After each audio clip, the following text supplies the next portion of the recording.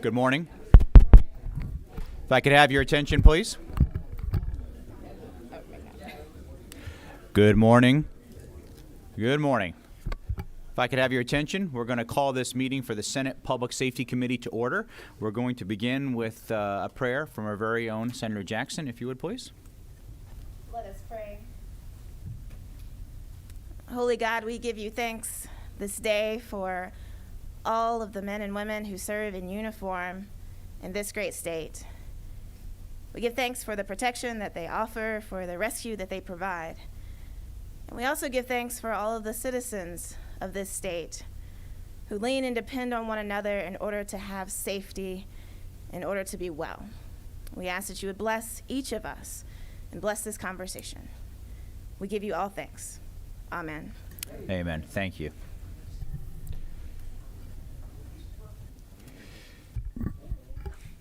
Thank you, everyone, for attending and participating today. As we begin the meeting, I just want to begin with a few comments. The first is the purpose of today's meeting. The purpose of the meeting is to work together and to find solutions. We have a great group of people today, and this is one in what will be a series of committee meetings. In future meetings, we're going to be hearing from folks such as the prosecuting attorneys, our judges, other members of the court, our Atlanta Police Department. We'll hear from district attorneys. We'll hear from varying other groups, including corrections, because we know that there's not one single solution in order to impact a safer Atlanta, a safer Georgia, and a safer society in general. I know everybody here, and I know everyone to be extraordinarily respectful and kind. And with that teamwork, we want to continue that. However, we also want to speak with candor. And we want to be transparent about where problems exist today and how we can fix those problems and make meaningful change. Atlanta is going to be part of our focus to begin with, but the problem does not end in Atlanta. We're seeing increased crime in all of our major cities throughout the state of Georgia. And the last time I checked, the criminals don't know where the boundaries are and stop their crime based on where they are at any one given time. So it's being impacted all over the state. I want to tell you a couple quick stories before we get started, because I think it's good for us to be grounded, because a few years ago, we were not sharing some of these problems that we have today. I had a large group of people who were in town for a game just a couple of weeks ago. We met for dinner downtown. We were at many different things that were happening around the city. And several of those folks came up to me and they said, "John, what happened to Atlanta? I don't even feel safe. It looks terrible. What happened to Atlanta?"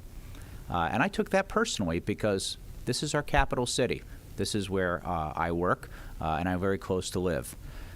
And then after that, a couple of days, I had the occasion to be up in Nashville, Tennessee for work. After eating dinner, I spent a while and I walked 5 or 6 miles all around downtown Nashville to take in the sights. Boy, Nashville looks great. It is clean. It looks great. It feels great. It feels safe. The police presence was great. I walked around until well after dark, not at one moment feeling like I was in a bad situation. I came home the very next day, and I walked out of the 191 Peachtree building where I worked at lunchtime. The smells were horrible, and you can imagine what they are. There's garbage blowing down the street. There's graffiti. There are people living, sleeping everywhere. There's aggressive panhandling. There are people walking around making folks feel unsafe. So literally and figuratively, we have to come together and fix this problem once and for all. And I know that starting today and the next couple of meetings, we have the right people here to do just that. So I appreciate the time, energy, and effort that each one of you are doing.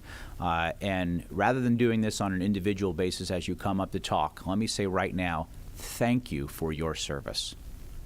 For each role that you play, all the team members that are there, we unequivocally support you and back you and want to do the best we can to support you as legislators.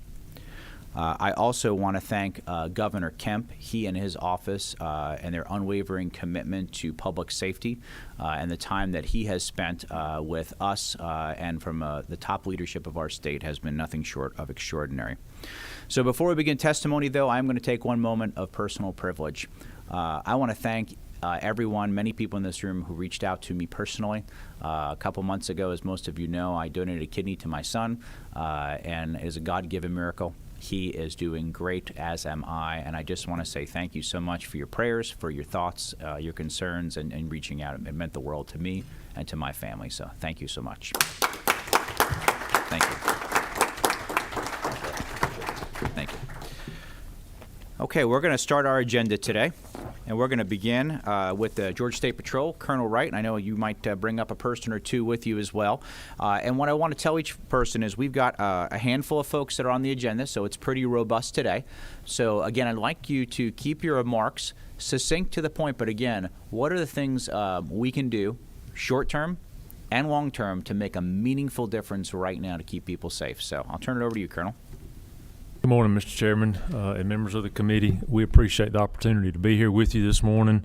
I'd like to introduce just a few folks that are with me this morning. Major Lamb, who has spoke over on the House side. He's our Chief of Staff. Captain Richie Howard is sitting to his right. Richie is the local troop commander for the metropolitan area, so he oversees all the patrol posts and all the operations day to day here in the Atlanta metro area. Sitting behind him is Major King. He's the new adjutant who will be in charge of our Capitol Police Division. And of course, Major Lowe to his left, he oversees the North Division operations of the patrol. So just wanted to have them with me this morning and also have an opportunity for y'all to ask them any questions if you feel the need. As everyone is aware, Atlanta faced a tremendous crime surge of significant proportion last summer. The crime wave was violent and resulted in a dramatic increase in shootings. Governor Kemp immediately realized this type of violent criminal behavior could not continue and took decisive action. He directed me to use state resources to assist the local agencies in combating violent criminal behavior in the metropolitan area. On April the 9th, DPS began working with GBI, DNR, DCS, and our local partners here in the metro area to combat crime. Our efforts have been and continue to be very successful. Proactive policing and high visibility patrols in reducing crime and apprehending criminals is working. It is the key to the successful policing and safer communities. I'd like to highlight just some of our efforts. To date, troopers and officers have conducted 12,208 traffic stops, resulting in 8,503 citations, 318 DUI arrests, 227 reckless driving charges. We've been involved in 324 vehicle pursuits. I'd like to point out that they've also issued 9,283 warnings. I think that demonstrates the level of compassion and discretion that our officers continue to exhibit. Troopers have also apprehended 212 fugitives, including 16 murder suspects. They've also recovered 67 stolen weapons, 161 stolen vehicles. The estimated value of those stolen vehicles is about $2.6 million. Since we began our operation, 83% of the citations that we have issued have been to Georgia license holders, so only about 17% have been out-of-state license holders. In your packet that's on your desk, we provided y'all with a sampling of some of the incidents that our troopers and officers are involved in, and this will just give you an idea of some of the things that they are dealing with on the front lines. And it's just a snapshot. In addition to our efforts in the Atlanta metro area, we also partnered with Macon-Bibb County in August to conduct a crime suppression detail there as well. Those efforts were quite successful. They resulted in 350 citations, 168 warnings, 23 DUIs, 4 reckless driving charges. They apprehended 7 wanted fugitives, and they also impounded 34 vehicles that weekend. That was just over one weekend. I'd like to also mention to the committee this morning that we have created a permanent crime suppression unit in the metro area. It's a 10-man unit. That is their sole duty and sole responsibility is working here in the Atlanta metro area, and their sole effort is to reduce crime and apprehend those violent offenders.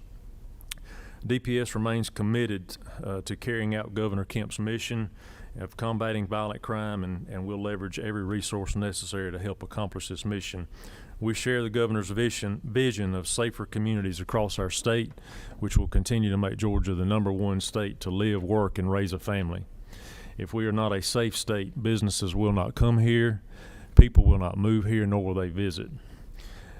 I'd like to thank the DPS personnel and our partners for their tremendous efforts in fighting crime. The work they are doing is honorable, it's meaningful, and it's important. They are making a difference, and together as a team, we are making a difference. We're very fortunate to have Governor Kemp at the helm, who is clearly very passionate about the value of human life and preventing the destruction of property. So thank you all for all that you do, and thank you for the partnerships.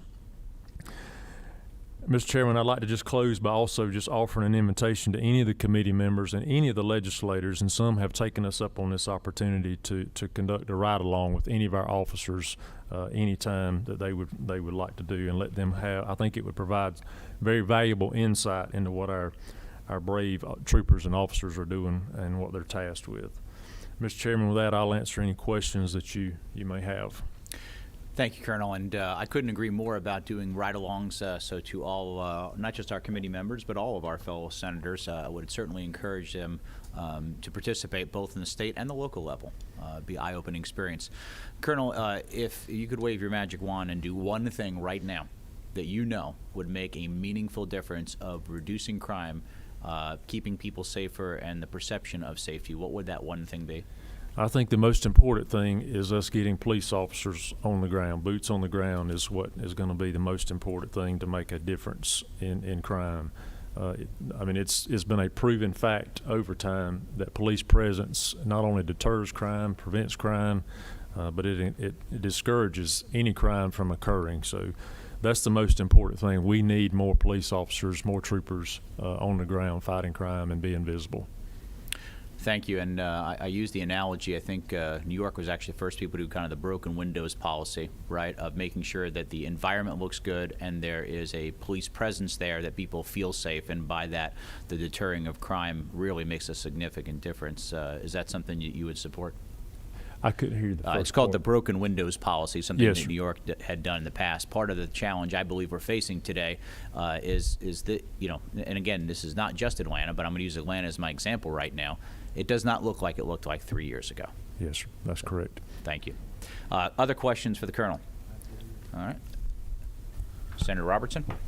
Colonel, first of all, thank you for coming this morning, and I appreciate the fact that right after session was over, I was able to do one of those ride-alongs with your crime suppression unit here in Atlanta, and I think within the first 20 minutes we had a homicide suspect in custody who was driving through Atlanta with a 3-week-old infant non-restrained in the passenger seat.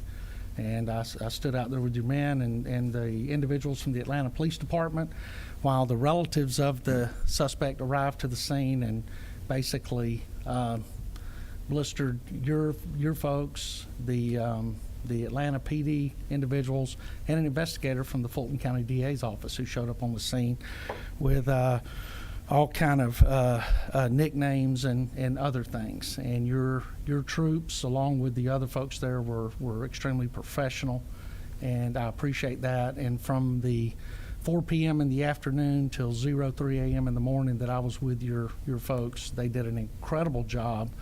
But there was no breaks. There was no time to stop and grab a bottle of water or grab something to eat, because it was just call after call after call. And to see the example of professionalism when there's not someone like you or a member of your command staff around watching was extremely impressive, and I appreciate that. Thank you, Now, Senator. the detail you did, well, first of all, the permanent Atlanta Crime Suppression Unit that y'all put together, you said you've dedicated 10 officers to that? Yes, sir, that's correct. Where did you pull these 10 officers from? So we advertised that position for anybody to be able to put in for those. So they came from other patrol posts, not necessarily from the Atlanta metro area. So everybody had an opportunity to put in for those positions because we wanted people who were highly motivated and dedicated to doing and performing this particular function. And currently, how many funded trooper positions are you down, if you're down at all? Well, we are down. That number has been quite fluid Right, I over understand. time, and I don't know exactly the number that we are funded for because I've been given different numbers over the course of time. But I will tell you that I've been on 28 years, and we're sitting right now on 745 troopers, 223 motor carrier officers, and that's the lowest number that we've had the 28 years that I've been on. We've always had this goal as a department to get to 1,000 troopers on the road, and we've never achieved that in the 28 years that I've been on. Now, Colonel, I heard you say there were 12,000 citations issued. Is that correct? A little Yes. over 12,208, I think, was the number you used. That's how many traffic stops that were conducted. Correct. We've written over 8,300 citations. Okay. What would you, 8,500, and this I'm sorry. is, and I apologize for asking you this question here, but what could you imagine being the citizen contact during that time? Beyond the traffic stops and other things, I would state as fact, I'm sure, that the citizen contacts by these teams were much greater than the 12,000 traffic stops. And during that time, how many times have your officers engaged in a deadly force situation where they were required to either de-escalate or take the action that we all regret at some point we may have to take during this period of addressing crime during this wave since the summer of 2020, roughly? Throughout the state or in the metro area? Throughout the state. Throughout the state. I can tell you that we've had, I think we've been involved in, is it five officer-involved shootings throughout the state this year. I think we had 11 last year.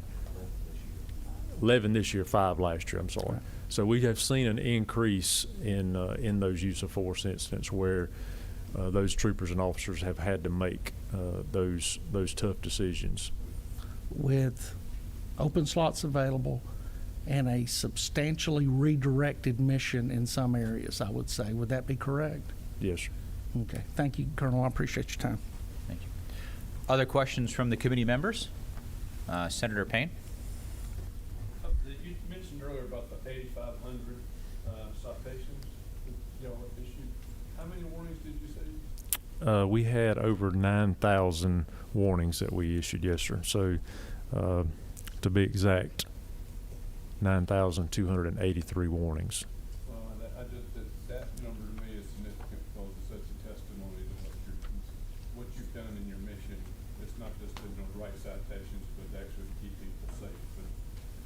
And so I just thank you for your whole agency doing that and understanding it's not just about writing tickets. Right. It's about keeping people safe. I think it's important. I think it shows the compassion that our people are still demonstrating day in and day out when they're interacting with the public. And a large piece of that is just some education most times and helping people understand what they're doing at that particular moment that's a violation of the law or something that needs to be corrected. Other questions of the Colonel? Senator C. Thank you, Mr. Chairman. Out of your 28 years, I think I heard you say you all have been recruiting but have never gotten to the numbers you need. Is there any out-of-the-box thinking of how to recruit the next generation? We have done a lot of changes internally the past year to try to increase that number, and I will tell you, the last 18 months, the defund and dehumanizing of law enforcement really set us back. That has prevented us from recruiting people, and I've told many people this, and I think it is very, very true. The days of us paying law enforcement officers $40,000 and $50,000 a year to risk their lives and work the shifts that they're asked to work, do the things that they are asked to do to protect society, those days are gone. You can thank the defund the police movement and the dehumanizing of law enforcement the last 18 months because they sealed the deal on that. You will not find people to do this job and stand in the gap to do that kind of work and risk their lives for that kind of salary anymore. It's not Follow up, going to Mr. happen. Chairman. Please. Specifically, I was talking about over 28 years. Yes, ma'am. We didn't defund the police 28 years ago. So my question specifically is, if we've not gotten there in 28 years, are there plans or some thinking out of the box, even getting the younger people to give information that might help recruit the younger generation to help fight this fight? Well, I think as I'm sure you've probably seen, Senator, anytime you ride down the interstate, you see billboards from different agencies trying to recruit people, even in corrections. I mean, it is a systemic problem nationwide. The salary has never been very appealing, and to be able to do the things that they are tasked to do on a daily basis is tremendous, and it takes a toll on people. It's a huge human factor when you think about the things that they are asked to do. I've got a couple things here I've jotted down. I mean, the human toll is just tremendous on people, and when you ask people that's on the front line to stop vehicles with unknown suspects, and they're confronting that criminal behavior, dealing with the rapidly evolving situations where life and death decisions are having to be made in milliseconds. And those frontline officers, I mean, they deal with the worst of humanity, and that's not appealing.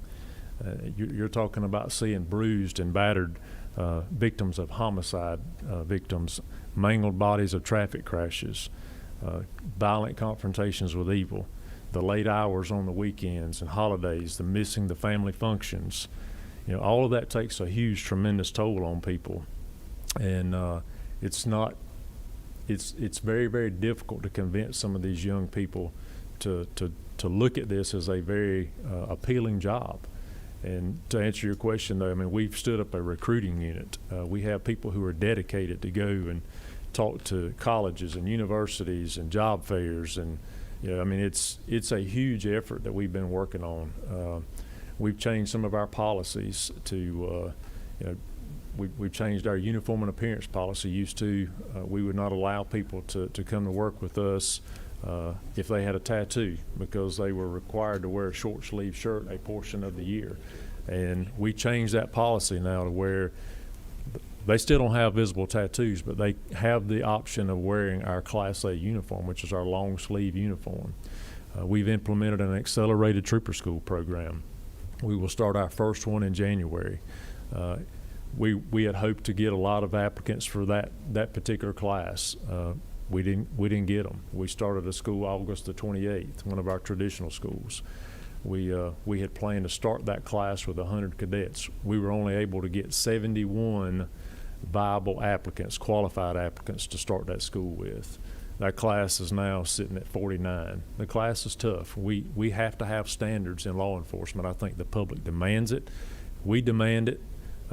It has to be a necessity. We have to have standards in this profession. There's too much liability. There's too much risk, and we're not going to reduce our standards. We've got to make sure that the people that we are selecting to do this honorable job fit this profession. Colonel. Yep, just if we could be brief, because we've got a lot of folks on the agenda. And I recognize that, but I think this is kind of important to the situation. I had the opportunity to talk to some young people who are being encouraged to join gangs. That's why I thought it was important. And my thinking is, if we get these young kids who are being arrested for misdemeanors and all, get them in a room and do the reverse of what the gangs are doing for them, and bring them in. They may be awesome law enforcement people, just chose what they were provided with. That's just something else to think about, because it blew my mind. Thank you, Mr. Chairman. I'm done for this one. All right. Well, thank you, Senator. Yeah, just 1 second, Senator. And we're going to do very quick ones just because we got a lot of folks in the agenda. One of the things that the Colonel didn't mention is something that we collectively have to take responsibility for, and that is funding. We have less troopers on the road today than we did when Georgia had 5 million people, and that's unacceptable. You don't need 20 more troopers, you need 200, and I'm going to say it out loud. So we need to make it a priority. Public safety needs to be paramount, and I appreciate what you're doing. Salaries absolutely have to increase. And I will say one more thing. You know, back during the Vietnam era, our soldiers were treated horribly. People treated the soldiers against something they didn't believe in as opposed to the issue, and that was wrong. Thankfully, though, if you remember Desert Shield, Desert Storm, all of a sudden we began the process of wrapping yellow ribbons around trees, celebrating people as they were welcomed home, supporting them as they went out on deployment. We need to do the same thing for our law enforcement right now, and I think that's one of the key pieces of this puzzle to make sure folks know we have their best interests and their support in mind. Senator Jackson, real quick. Yes. Thank you, Colonel. I appreciate you being here. Just a quick question about retention. So you talked about all of the ways that this job is really difficult. And so, you know, of those 49 people who will go through and hopefully successfully graduate from the academy, how many can we expect to still be here 2 years from now? Do we have a retention problem? I actually had a conversation with one of your troopers, and he talked about being enticed to go to other states, and so is that also a problem that we're facing? Are states poaching our very well-trained officers? Well, they are. I mean, this is a very competitive environment right now in law enforcement, and we are having a retention problem. We have seen we're sitting on a 22% attrition rate department-wide right now, and we are training people to go to other agencies. They're not just going to other local. We've had some go to local agencies. We've had some go to other state agencies. We've had people go to the federal government. The federal government is apparently on a recruiting mission right now because they have been picking a lot of people off from us. They know that they're getting a well-trained officer, a very disciplined officer. So, and it's not just our agencies. I mean, it's other agencies as well. The problem with retention right now is our retirement. Our retirement is not a good option for us. It does not anchor our employees to stay with our department. It does not anchor our employees to stay in state government. It's a 401k system, as y'all know, and they can pick that 401k up and they can take it anywhere. They can literally take it to the highest bidder, and that's what we're seeing. That has got to be fixed. There has got to be a better retirement system for state law enforcement. When I came on 28 years ago, the older troopers at that point, they had a 90% retirement, and we didn't have a recruiting problem because people were beating our door down because they knew when they'd done a good career with the state, they were going to have a nice little nest egg to finish off their lives with. And we just don't have that anymore. Thank you. Yes, ma'am. All right. Thank you so much, Colonel. Appreciate your time, and we'll be following up with you. And next up, we'll bring up Director Vic Reynolds, the Georgia Bureau of Investigation.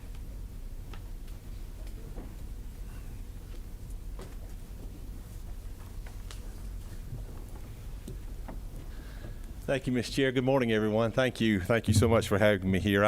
I'll be relatively brief. I don't have very many prepared statements, but I'll say a few things that are on my mind, and then I'll certainly entertain any questions you have. So again, thank you for the opportunity. I wanted to tell you that as the director of the GBI, I'm so honored and humbled to stand with these folks to my right. We play a small part in this crime suppression team. DPS, the troopers, DNR, our friends at APD, and Sheriff's Department, DCS are the ones really on the front line. We've had the opportunity to serve sometimes in an undercover capacity, depending on the nature of what the operation was, and certainly providing intelligence to these folks. But I just want to commend them for what they've done and what they do day in and day out. To stand with them and shoulder to shoulder is just an extreme honor for us as a department, and I want them to hear that directly from me. I will tell you that if there's a silver lining, I will tell you in my capacity as director of the GBI and as a former elected district attorney, as a former judge, a former police officer, I'm confident that this is a fixable, solvable problem. I think the issue boils down to a couple of situations. One is law enforcement is paid to do a job, and that's to enforce the law. That doesn't mean there's not other societal ills and situations that need to be addressed, but I think we need to remember who you have in the room with you, and these are men and women who are paid to enforce the law. I think if they're allowed to enforce the law and they know they have the support of the individuals they're working for, the community, that's going to back them up, that's going to be there for them, that's going to support them during this endeavor. I'm confident they can get it done. I'm confident they can do it on a local level. As most of you know, certainly as director of GBI, we realize that crime is a local issue and has to be solved ultimately by the local individuals there. It doesn't mean that GSP and DNR and DCS and GBI can't assist, but that's what we are. We're assisting, requesting agencies. We're a force multiplier. We're not the folks who come in and solve the problems from the very beginning. That's a local issue, and I'm confident that certainly in the capital city and around the state in my dealings with law enforcement that they can in fact solve those problems if again they're allowed to do that. I heard one of my good friends in South Georgia say, years ago that, sometimes to defeat a network of criminals, your network has to be bigger and stronger. I think you're seeing a great example of that work in the city. I think you're seeing the network of state agencies in an assisting role, assist locals to begin solving this problem. As a colonel pointed out a moment ago, the work that's been done through this crime suppression team is really amazing work. Again, we're honored to play a very small part in that. These are the guys to my right that are out on the front lines every night, and they're doing a great job in solving it. But ultimately, that issue will boil down to locals solving their problems. As I've said before in many public and private settings, this is an unbelievably great state. We're blessed with a strong economic engine. We have many other blessings and fortunes in here, but in the end, when you shuck the corn, if folks don't feel safe, ain't none of it matters. And that's what our job is, to do everything that we can as a law enforcement agency to make folks feel safe. I think that, and I don't think I'm misspeaking. I think the Colonel would agree with me and Commissioner Williams, and I think the folks in Fulton would agree as well. I think today we probably have the best relationships we've had in a long, long, long time. If I need, Colonel Wright, I'll pick up the phone and call him, and he's my friend. Besides, a trusted colleague, he's my friend. It's the same thing with my federal partners as well. I think we have the best relationship we've had in years there, where we can pick up the phone and work with them day in and day out. The same thing with the locals. I mean, here in this county, I actually have a relationship with Chief Bryant at the city and with Sheriff Labatt at Fulton SO, where he and I were on the phone this week a couple of times already. And so we can do that with each other and work with each other and stand beside each other. And we can provide the assistance that statutorily we're allowed to do. And I think it's headed in the direction it needs to head in. Is there a lot of work to be done? Of course there is. As you said a moment ago, Mr. Chair, my youngest daughter recently left Midtown Atlanta and moved to Chicago. And, as a father, you think, oh my goodness. And then I go up there and see where she's living. It's clean. I felt comfortable walking the streets. She tells me she does. And I check on that 2 or 3 times a day. But she doesn't want me to do that, but I do it anyway. And so I want the people here to feel that way in our city as well. I want them, regardless of where they're at here, to feel comfortable going out, to let your spouse go to the gas station and not worry about something happening to you or your vehicle. And I really want that to happen, and we're committed as a bureau to do all we can to assist. I will tell you again, as a silver lining, some of the things that we've begun doing since I became director, for example, the statewide gang task force, it's being called upon in the city. We're fortunate to have an Atlanta police officer assigned to the statewide GBI task force. He's extremely knowledgeable, one of the best gang investigators in the state of Georgia. Chief Bryant, the sheriff, have reached out, the district attorney have reached out to the GBI and said, we need your help on these types of cases. And we're certainly willing and able to do that. Our human trafficking cases, we're beginning to working those with the locals as well. So I really see some good things materializing in this network of friends and partnerships. And I wanted you to hear that as well, that there is some good news there, that we are working together, and hopefully we'll continue to do that in the future. But those are all the statements I just wanted to convey to you this morning. I'll certainly be more than happy if you have any questions about the agency or where we're at today or any issues we're facing to certainly answer those for you this morning. Thank you, Director. Are there questions for Director Reynolds? One quick one. All right. Yes, ma'am. if you still speak to Vernon Keenan on occasion, just tell him Senator C said hello. Well, you know, 20 years ago, I helped with that budget. I will tell him that. We had a joke, you know, when we were right in the middle of some of these controversial issues and things are real contested, and people come to me and says, you know, Director, what are you going to do? I said, I'm going to go to the Capitol and begin my own protest. It's bring Vernon back. But Vernon has told me, Vic, is falling on deaf ears. But no, I'm teasing. He's doing well, and he and Miss Joan are doing good, and I'll convey that. Thank you so much. He's a good man. I appreciate that. Any other questions for Director Reynolds? Thank you so much. Oh, one more. Yes, sir. Have you ever shot corn? You know what? I'd like. No. Well, it's either that or shell the peas, Senator. So I don't know, and I'm not good at either one of them. But I have done it a little bit. Yes, sir. All right, before we get you in trouble, we'll let you go. Thank you Director, so thank much. you so Good to see much. you. We appreciate it. Okay, next we're going to hear from our Georgia Police Chiefs Association from Butch Ayers, as well as Chief John Robinson from the city of Alpharetta, to talk about how our metro area is being impacted and the cities that surround that, as well as the perspective from the police chiefs of what, again, we can do actionably to make a meaningful difference. So, please, Butch. All right, good morning. My name is Butch Ayers, and I'm the Executive Director of the Georgia Association of Chiefs of Police. Prior to becoming Executive Director, I spent more than 35 years at a major metropolitan Atlanta police department, with the last 5 years as a Chief of Police. My first observation about the current situation regarding crime in Atlanta and throughout the state is basically there is no single solution. In other words, I can't tell you if you do this, it will solve everything.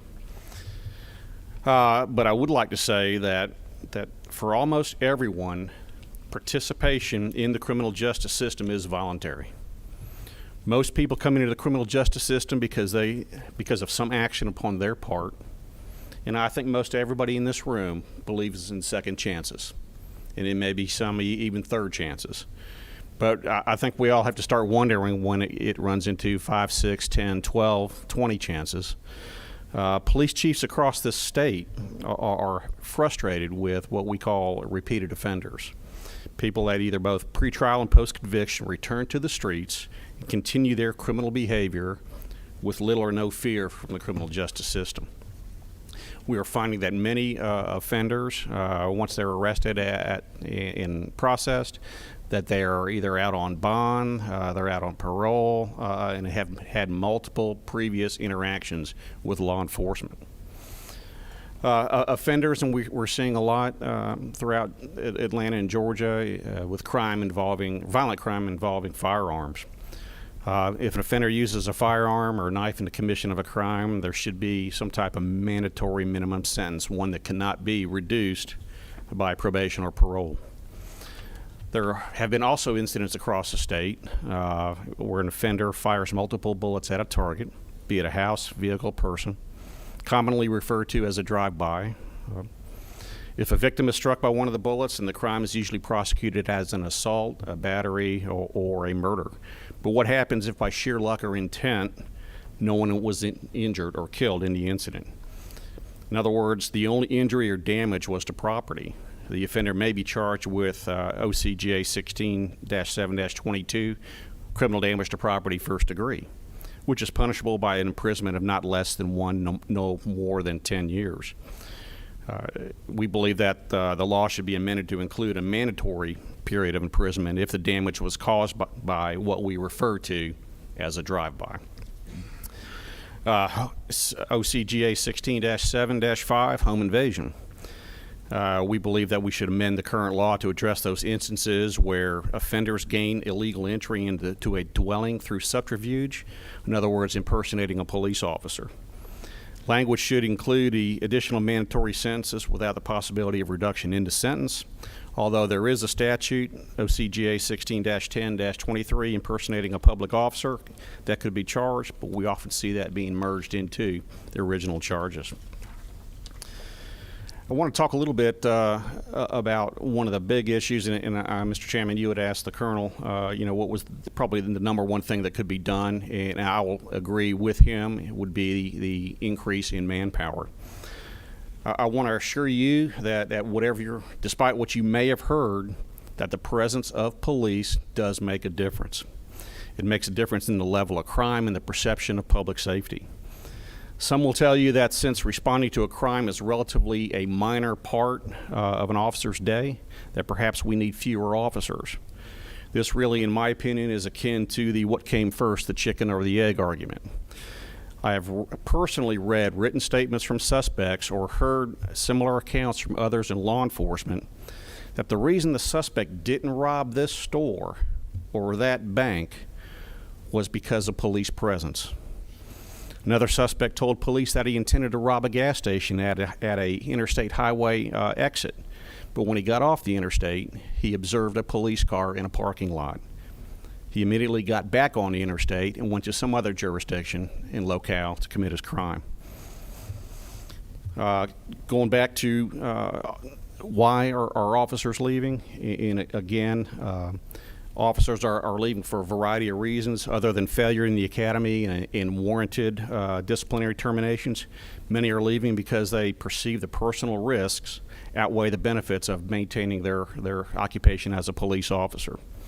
There's an unrealistic expectation of perfection by police officers, which is rarely expected and much less upheld for other occupations in society. Law enforcement officers accepted those normal risks that included injury or death, but now those risks include loss of employment, personal financial ruin, doxing, threats against family members, and criminal prosecutions. And I will close. And Mr. Chairman, you talked about broken windows policing, which basically means paying attention to the small things before they become the major problems. I think that any time that there is any minimization of enforcement or prosecution of lower level crimes, that is not a solution. It only creates an atmosphere or lack of commitment, lack of attention, and a lack of public safety. And with that, I'll conclude my comments. For the sake of time, I'll be glad to answer any questions. We got a question from Senator Robertson. Yeah, Mr. Ayers, would you repeat the last statement you made in relation to what Chairman Albers said about broken window as far as? Well, I said that broken windows means paying attention to the small problems before they become the big problems. Also said that minimizing the enforcement and prosecution of lower level crimes is not a solution. No, and I think that's the word that was in there that I don't want to get lost on is minimizing. Correct. The problem. And so would you agree that that role falls not only to law enforcement, but it falls to code enforcement. It falls to those responsible for blight in the community, whether it be the landscaping crew that is employed by the city to maintain vacant lots, whether it be those individuals that are responsible for picking up trash, for removing junk, and all this other stuff, that not only is it the badge-wearing man and woman that has to go out into these communities and police, but it's also a refocus of municipalities on those other agencies within their control that needs to go out and aggressively do their job. Yes, I mean, this is an all hands on deck, proposition. Leaving everything to law enforcement to solve society's ills, just won't work. But yes, if there are signs of disrepair, of community blight, then that leads to perception of less public safety, which will breed more insecurity and more fear. Well, and one of my concerns is we have an infrastructure in place in most large municipalities to address these issues. But it seems that every time we have an increase or something like this, some other nonprofit, some other group comes forward with a chemotherapy that they have developed to attack this cancer with, instead of having a solution to cure the cancer.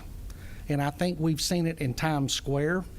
I think we've seen it in parts of California, and we saw it definitely in the Carolinas when community policing and broken window policing was the thing at the time, of where these kind of things, making the municipality, the government that's there, do their job, solved a lot of these problems. And it was not calling 911 because Miss Jones will not move an abandoned vehicle out of her yard.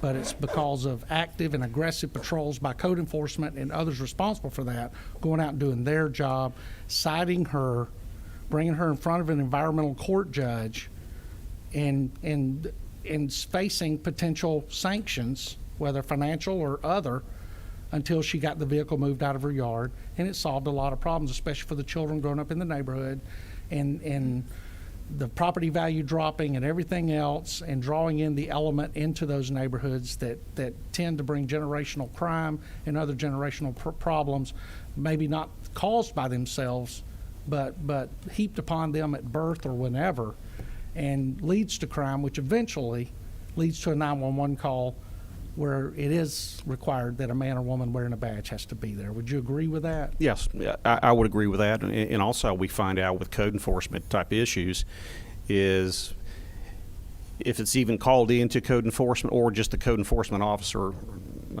through self-initiated activity deals with the issue, everybody else on that street had the same concern. They just didn't make that phone call.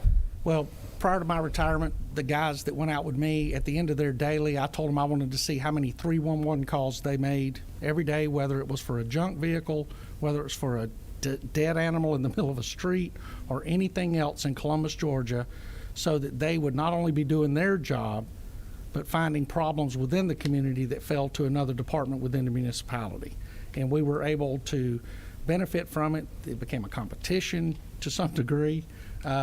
But we were able to solve problems that weren't necessarily in our job description. So I appreciate what you do. I appreciate you standing up for the chiefs. I know that the chiefs of police here in Georgia stand between the citizens and politicians, and are asked to do things that men and women with courage, backbone, and character a lot of times can't do, and have to lay their badge down and move on to somewhere else, to a community and leadership that understands the responsibility of law enforcement.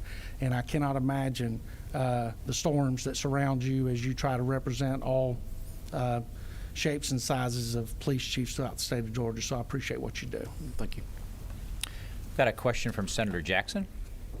Thank you, Mr. Chairman. Thank you for being here. My question may be more of a statement than a question, but I'll get to the question. I've heard a lot about broken windows policies and policing. Mr. Chairman, you began that conversation, and I'm very aware that there's some really powerful and compelling statistics that indicate that when broken windows policing was the policing of the day, that it was often racially targeted, and that it was often targeted towards communities of color and poor communities. It also resulted in what we now consider a major problem called mass incarceration.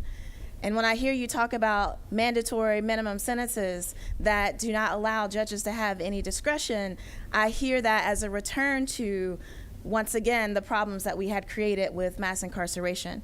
So my question for you becomes, what do you imagine being the safeguards that get put in place so that we don't return to an era of having mass amounts of people in prison for nonviolent crimes, serving long sentences that ultimately leave them separated from their families, and their families therefore no longer having income from a particular person?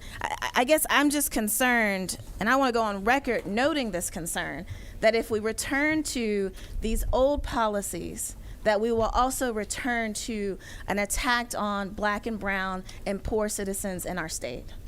Well, I guess my response would be that when I talked about mandatory sentencing, I was talking about the violent crimes that are perpetrated by offenders utilizing knives and firearms. And I will go back to that. Participation in the criminal justice system, for the most part, is a voluntary act. As far as broken windows policing, it is a metaphor per se, is that you pay attention to the small problems before they become the big problems. There is a lot of leeway in the ability on how a judge or somebody could deal with something like that, or code enforcement officers or something, but ignoring something even minor now is only going to develop into a larger problem in the future. Can you speak to the safeguards in terms of addressing issues of racial disparity and particularly the over-policing of poor communities? Well, my experience is that the police went to communities where they were called. Basically, if you look at Gwinnett County, and when I was the chief, a large percentage of the violent crimes were committed by minority members against minority members. Therefore, that's where the police responded to. And again, police presence is probably one of the biggest, I guess, multipliers. If people see a police car there or a police officer, I think it makes people feel safer, and that those that are wishing to do ill against others would hopefully not do so. But that is my experience in Gwinnett County. All right, and now just one comment. Thank you, everyone, for yours. I appreciate the fact that we are targeting violent prisoners or violent criminals. However, again, we want to make sure that the justice system, and I know we're going to hear from other folks both at this meeting and follow-up meetings, are not constantly letting people out, as you mentioned earlier, right? And having that revolving door. And I want to give a lot of credit to Governor Kemp and Governor Deal before him, who worked with some of our specifically drug offenders, right, in order to have more ways that they could get back into society to take care of their families and do those things. I do find it rather ironic, though, and I will, make this statement, that the current occupant of the White House was the one that passed a lot of that stuff through Congress to have those people incarcerated to begin with. So we're a little bit of reaping what we sowed over the years, but I think Georgia has led the way, but there's a balance between both those things. I appreciate it, and let's hear from Chief Robinson from the city of Alpharetta. Well, good morning. As always, Butch did a great job of representing all the chiefs, not just the metro area, but our state. And it's a given that we're all dealing with recruiting and retention issues. Recruiting, I can remember back in 2011, I did our hiring in Alpharetta, and we're a 110-man department. We would have 165 people show up for 4 positions. And now, we'll have 4 positions, and we're lucky to get a handful of candidates, and those aren't always, I can assure you, quality candidates at that. So, the retention part is something we're all dealing with, and part of that's my responsibility as the chief to make sure that we are working to create a healthy culture in our department where our officers feel valued and understand the importance of their job. But there are, of course, a lot of factors that we cannot control with that as well. One thing specific, I guess I'm going to speak on behalf of North Fulton. We're unique, and we have a great area in North Fulton and all the departments up there. And we're fortunate that we don't, thankfully, have a lot of violent crime. We are seeing some upticks with crime as we see it. Typically, whatever happens in Atlanta will eventually expand our way, and that is something that's on our radar, obviously, and a concern. But we do have one specific manpower issue that we're having to try to work around. And before I say that, let me share. Director Reynolds talked about relationships, and we all in law enforcement know the importance of relationships. And we've had some difficult relationships in the past with the DA's office and the sheriff's office. And I have to say, and I know Sheriff Labatt's here, and also speaking about Ms. Willis, we've seen a complete 180 with that. And I'm grateful for Sheriff Labatt and Ms. Willis and the partnerships that we are seeing with them and the work they're doing. And I know their hands are full, but I wanted to be sure and speak on that because that matters, being in Fulton County, obviously, for us, and we've seen tremendous strides. So I'd like to share some good news from our perspective of our appreciation for the Sheriff's Department and DA's office and the strides we're seeing with those relationships. One of the many challenges, and I won't speak on Sheriff Labatt's behalf, but I know is staffing for them, and because of that, we have an issue with, we've not had our jail in North Fulton open since COVID started.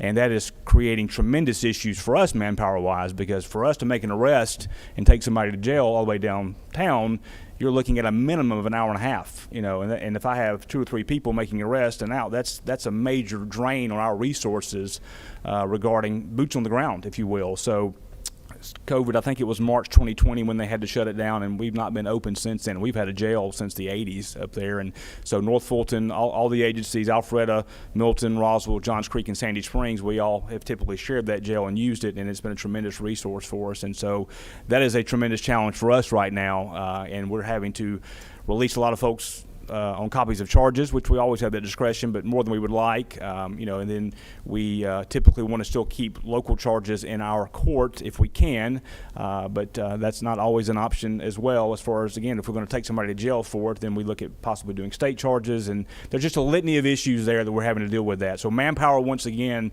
is creating a unique situation for us in that we have manpower issues like everybody else, and of course Sheriff Labatt does, and there's a ripple effect, if you will, for us regarding that. But beyond that, Butch did a great job of representing what we all feel as chiefs, and I appreciate his words on that. So I won't belabor any of those points and be happy to take any questions. Thank you, Chief. I want to get back to where you began. Alpharetta obviously is a coveted area of our state. Lots of great business community. It became a real destination for folks to live, work, play, and bring corporate and regional headquarters. The fact that of all places in the state, and one of the reasons I was wanting you here today, you used to get 165 applicants for open positions, and now you get a handful. Mm-hmm. That's telling, because if the city of Alpharetta is having that problem, right, imagine areas that it's more challenging to be a police officer. So again, trying to connect the dots of all this stuff for us is going to be important for how we do our job to best serve and support you. Aside from the comments that were made, is there anything else specific, Chief, that you would say this one or two things could make a short or long-term difference for keeping people safe and making them feel safe? Honestly, again, Butch did a great job with that, and so we're seeing issues. Some of the crime we do have, property crimes, often are repeat offenders that we have dealt with even in a short period of time. So anything that we can do to address that long term is going to be helpful for all of us, obviously. And I know there are challenges there that go beyond just my area of concern with that regarding the prosecutions, things like that. But that is certainly something we're seeing is a lot of repeat offenders with the crime that we do have. Thank you. Any other questions? I've got one from Senator Payne first. Thanks, Chief, for being here today. Yes, sir. Thanks for all that you do and your agency does. We've talked a little bit today about broken window policing, but I just one of the things I've worked in rural Georgia and Metro Atlanta area, and so it's just see the difference in the way law enforcement approaches things sometimes out in the country. Sure. I've always referred to, instead of the broken window policing, being the unbroken window policing. And I'm just curious as to, as you're leading your agency, do you encourage those to, still to stop and pull, when somebody's got a flat tire, to help, Absolutely. Help them to pull over and help them? Absolutely. I think, our mission statement in Alpharetta is all about quality of life, and so it's not just about protect and serve. That's obviously at the heart of what we do, but there are many layers to that. But ultimately, serving our community with that kind of approach is also helping build trust with our community and build relationships with our community, which we all know in this room is vitally important, especially in this day and age. So no question about it. It's not just about going up and going out and writing tickets and locking up, criminals. It's about truly, as we say with our mission, enhancing the quality of life of those that live, work, and play in Alpharetta, and that creates a lot of different opportunities and sometimes challenges, and making sure that we're doing a good job of taking care of our people, whatever that looks like. Okay, thank you. Sure. Question for Senator Robertson. Chief, you were talking about local charges and that there were some manpower issues related to that. Are we talking about city ordinances? City ordinance. I'll give you a perfect example. DUIs. We have a lot of opportunities for DUI arrest in Alpharetta, like everywhere else, and so if we make an arrest for a DUI, now I've got a DUI officer that's going to be out typically at night at least 2 hours. And so what we're having to do now, we don't have a jail to go take them to, so we're now having to release them on a copy of charges, and then we have a challenge of trying to get them a ride home, obviously, impound the car, things like that. And that's just one example. But that would be a local charge. We want to keep that in our court, obviously, but we are losing manpower in those type of arrests, whereas before we make the arrest, we drop them off at the jail, they're right back out on the road, keeping the road safe, and we don't have the opportunity to do that as much now because of the challenges we're having with that. Now, when you say release them, are you releasing them on bond? No, it's not a copy of charges. It's literally you give them a citation and they show up for court. Well, I believe Georgia law requires that somebody charged with DUI has to post bond to be released as of a year and a half, 2 years ago. Well, and again, that's taken that. I'm getting into the court process, right. But that part is handled through our court process. Right. But literally, what I'm talking about is they are they are released on the road, and we have to find a ride for them or Uber or whatever. And this is not just, these are all the North Fulton agencies are having to deal with this right now, unfortunately. Okay, so there is no jail that you can take a DUI to? Take them downtown, but then it becomes a state charge. And so it's a state charge, it's not in our court anymore, and that's another issue because we know the solicitor's office, they're backlogged as well. So if we take them to jail downtown, then unfortunately we have to give them a state charge instead of charging them with a local ordinance. So as a state charge, they would still be entitled to a first hearing? Correct. Right, but if everybody wrote DUIs as state charges when they go to the first hearing, that they are able to plea or be exonerated at the first hearing. That is correct. Therefore, it would never go in front of a state court. So I'm just concerned because basic city ordinances, which DUI has a huge impact on public safety. I think if you look at the number of motor vehicle deaths in the United States this year, you'll see that they've surpassed last year and a couple of years prior. But if we're looking at basic city ordinance charges that do not involve alcohol, driving a vehicle, and things of that nature, I've noticed a lot of municipalities have moved over to more technology, to where the hearings are held through Zoom or some other type where the officer is able to testify from the agency, and the individuals has the possibility of defending themselves from their attorney's office if that's the case. And it alleviates a lot of issue related to court security and some of the other things that come along in first hearings, and even in recorder's courts. A lot of those responsibilities are shifted to the sheriff's office, and I'm sure they don't necessarily need that. We were able to change some of that. Right. So I guess what I'm trying to say is, first of all, I'm extremely concerned about DUI drivers being released, and that, again, that's something understand we'll follow up on. they're not driving again. But yeah, No. absolutely. I agree. That's why I gave you that example, because it's a huge concern of mine, because it is a public safety issue.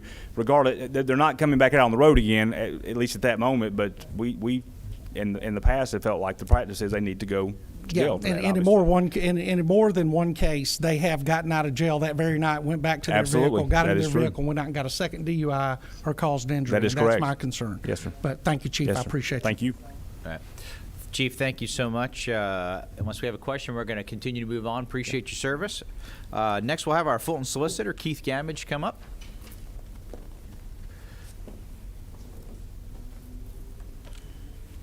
Good morning. Good morning. Mr. Chairman, thanks for having me. Thanks for convening this very important family conversation. And to the members of your committee, I'm glad to see you and thank you for your service. What I'd like to share, and certainly to be open for questions, is first, our appreciation in the Fulton Solicitor's Office for our other stakeholders. Quite honestly, since both Sheriff Labatt and DA Willis came on board recently, we've been working very closely together. There is probably not a week that passes that we're working together on either some initiative or just putting our heads together, and that's something that has not happened historically. Additionally, our work with our partners at GSP has been really just amazing progress. We've sent a number of our prosecutors to work with them at the Public Safety Training Center to figure out what their needs are and to try and strengthen the lines of communication and build bridges. Quite honestly, this has been a long time coming and long overdue for us to come out of our silos and work more closely together. Senator Robertson mentions DUIs. The most recent report I received from my team member yesterday is that we've got about 7,000 DUIs pending on active state court dockets. And we've absolutely have to find the resources to ensure that those folks are booked in and that they're fingerprinted. There's just no question about that. I should also say that in working with the chiefs of police around our 15 municipalities that make up our great county, I'll point out not only APD, the North and South jurisdictions, but Alpharetta in particular has given our team members access to go in and be able to extract evidence almost day one from the time a case is bound over. What we've done with that kind of collaboration and those kind of partnerships, senators, is and with the court's help as well, quite frankly, is to have reduced the time it would take to charge a DUI in Fulton County from about 18 months down to about 90 days. I was honored to be elected in 2016 and begin in 2017 my tenure in the county, and we began to reach out to our partners and other stakeholders and have thoughtful conversations about how we can support one another. Just about 2 years ago, ahead of this terrible pandemic that we're surviving, we met with all of the municipal solicitors around our county. We had very healthy conversations, and we committed to speak more and work better together. If I'm boldly honest,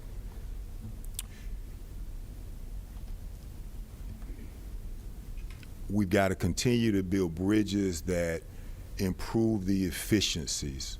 There are too many continuances for a host of reasons. I'm speaking for misdemeanors in the metro area. There are too many delays in some of the municipalities, whether it's from a lack of resources and the other challenges that we all have. Those delays lead to sometimes us receiving cases, particularly DUI and domestic violence, a year and a half after the incident. And so those cases come over to me. I've got more than 10,000 domestic violence cases pending. As we all know, there's about a 60% increase that's occurred during the pandemic with folks more closely together. 10,000 pending DUIs. I've got about 40 prosecutors. A few years ago, we worked with our county commissioners who are doing a fantastic job. As many of you may have seen our DA present recently, our county commissioners are listening more closely. I want to give them credit to the kind of resource needs in major metro counties. And then those of us in leadership, we're working to figure out more meaningful solutions and efficiencies. Senator Robertson, absolutely, we've got to target serious crime. For me, I've got a number of I think the last check was 400 illegal firearm cases. Most of them are young people. Oftentimes I'm displeased with the result of during this time when we need to reduce jail population because of overcrowding, because of the issues that we've seen related to the jail, because of inefficiencies in our systems that we're working on. I'm very alarmed when these folks with legal firearm cases are back on the street. Because for me, who has been a 15-year prosecutor and also a 5-year public defender, I bring a balanced approach. So I'm appreciative of both Governors Deal and Kemp and the work toward improving second chances for deserving, rehabilitated, non-violent, non-threatening folks. But we've got to best use our resources to target those folks who have given us every indication that they're a problem. I've got a couple of things in these few minutes to share that I think might be helpful. For one, back in 2017, my team and I and the public defender in Fulton County met with both one of our chief state court judges and our chief magistrate, and we devised an opportunity to create, and did so, the Fulton County Misdemeanor Mental Health Court. And every month there's a graduation. And there are only about 4 or 5 people, I'll invite you all to it, only about 4 or 5 people because of the resources who graduate through this program. And when they graduate through the rigors of this, great program that teaches them life skills, that has wraparound services, those on average 5 or 6 people who graduate through that program have their case dismissed, and I restrict the record. But they also get rooted toward employment and toward additional, most of them have a job by the time they graduate.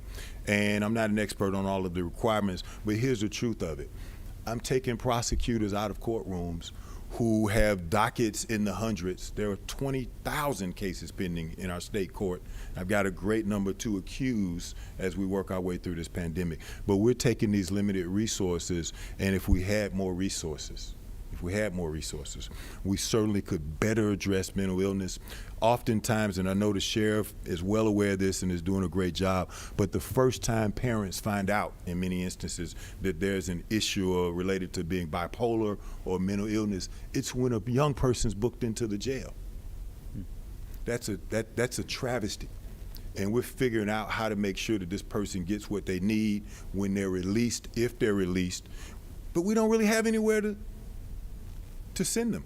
Georgia Region Georgia Regional is it takes sometimes 19 months for a person to get through to get a bed space in Georgia Regional. The longest sentence I can offer somebody is 12 months, and a person who's suffering from mental illness needs help and treatment. But many of them are lingering in jails because of resources, and then of course those of us in charge have to better use our resources. I know it's a bit long-winded, but I think it's putting some funding in better training our law enforcement, helping us especially the law enforcement folks, boots on the ground, but our prosecutors around the state. To be frank with you, my colleagues say, Gamage, we don't know how you all do it in Fulton County or in DeKalb or in Cobb with all of the cases that you have, but we need better training. I'm hiring young prosecutors, sometimes brand new lawyers at about $58,000 a year. I'm competing with all sorts of other opportunities, and they've got thousands of cases that they're juggling. And PAC's doing a great job. I sit on the PAC council, but we need more resources, and it's not an ask that I'm making. It's just simply sharing with you the perspective of a Metro prosecutor. So thank you. I'd be happy to hear any questions.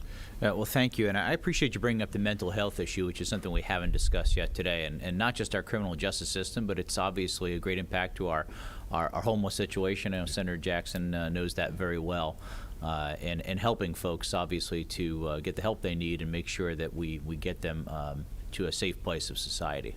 Yes, I appreciate that. Other questions for Solicitor Gamage? Excellent presentation. Thank you so much. Thank appreciate you, sir. it. And again, thanks for conducting this, y'all. Thank you. Okay, next we're going to hear from our sheriffs. We'll start out with Terry Norris, who everybody knows, head of our Sheriff's Association. He's going to bring up Sheriff Abbott and Sheriff Freeman. Sheriff Abbott, obviously from Fulton County, and Freeman from Forsyth County. Yes, sir, Mr. Chairman, members of the committee, good to see you. Thank you for having this meeting today and for inviting all of us in here. I will be very brief because I have two sheriffs that probably have more information that you want to hear. I will say this, the good part of this bad situation that we're in this state and in this country is the fact that it has brought all of us even closer together. I think everybody will agree that. We've always been close. We've had to work together. My colleagues who've been here before me today have spoken very eloquently about the lack of personnel, the inability to hire. We've got those same issues. I will say this. In Georgia, the sheriff is totally responsible for the inmates, the care and custody of the inmates in county jails. There's 142 county jails right now with about 35,000 inmates. The biggest problem we have statewide in jails is the mental illness issue. A big problem for sheriffs is also the transport of mental patients not charged with offenses to far-off locations throughout the state for evaluation purposes. So there's a whole nother segment of a whole nother set of issues out there beyond just the folks that are being charged with offenses.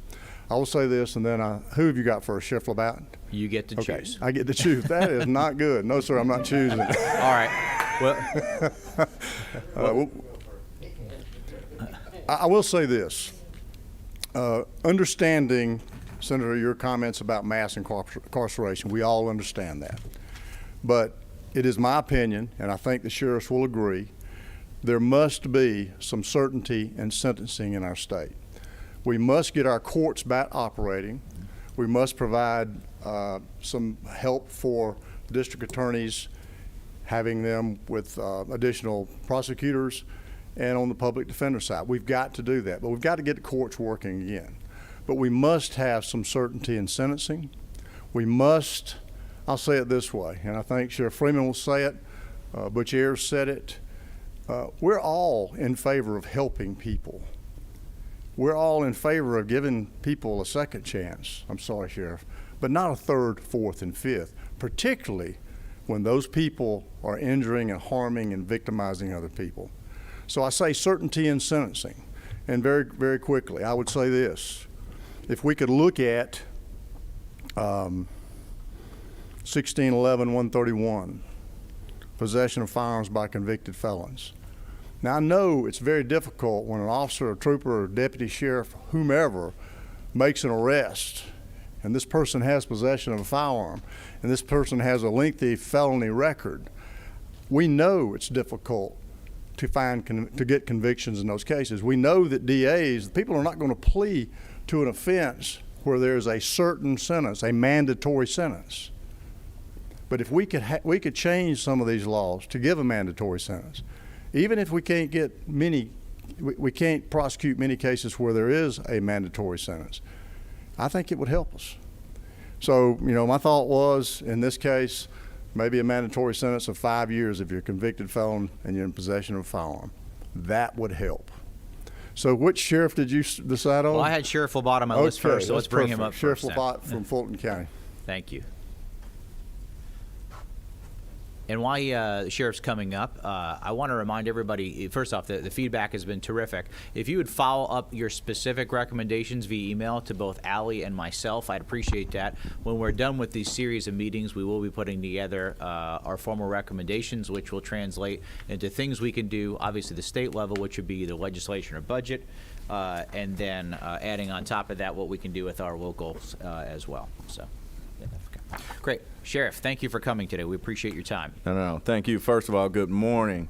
You all messed up my entire plan. I simply was going to say behind Sheriff Freeman what he said, right? So now I have to actually speak. So that said and done, Mr. Chairman, thank you for the invitation.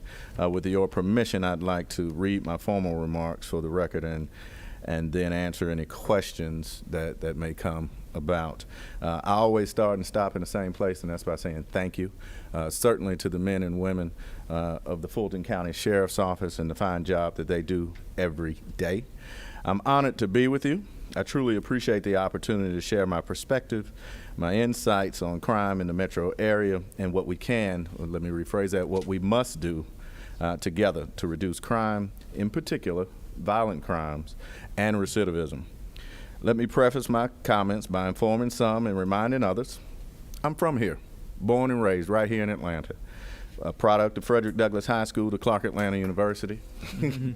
Yes, ma'am. Yes, ma'am. I'm with you. Hey, I appreciate that, y'all. It's hard to find people from Atlanta, but I say that, you know, hey, born and raised. But I say that to say, quite simply, I am certainly, after 31 years, as many of you know, I spent with the City of Atlanta Department of Corrections the last 10 as chief. I am certainly honored to be the 28th sheriff of the largest county in the state, Fulton County. As you know, our capital city is under siege, all right? Unfortunately, the crimes that we're experiencing in the metro area are happening across the nation. The factors that drive those crimes are complex. I make no mistake, there is a serious problem. I'm here to tell you what you really already know. There are no simple or quick fixes. Now, I do have one quick fix, and people may not like me. I don't do this run for people to like me. We can, if we can encourage all our criminals to stop committing crimes. Problem solved, right? We won't have any of those problems. That's not going to happen. We must more accurately understand the problem in the best ways and consider the facts and how we fix them. In Atlanta proper, as compared to 2019, crime is down in almost every category except violent crimes, aggravated assault, murder, auto thefts. And the reality there is that, and I've had an opportunity to continue to partner with not just Colonel Wright, but Chief Bryant over with the City of Atlanta. The reality, and the sad reality, is that 80% of those murders are committed by individuals that know the person that ended up deceased. But what we continue to see, and across the nation, is the proliferation of weapons, right? We absolutely have to do something. While some, and I must say, you know, I won't be popular, I am not against the Second Amendment, but we have to focus on felons in possessions of guns and certainly, as you heard today, repeat offenders.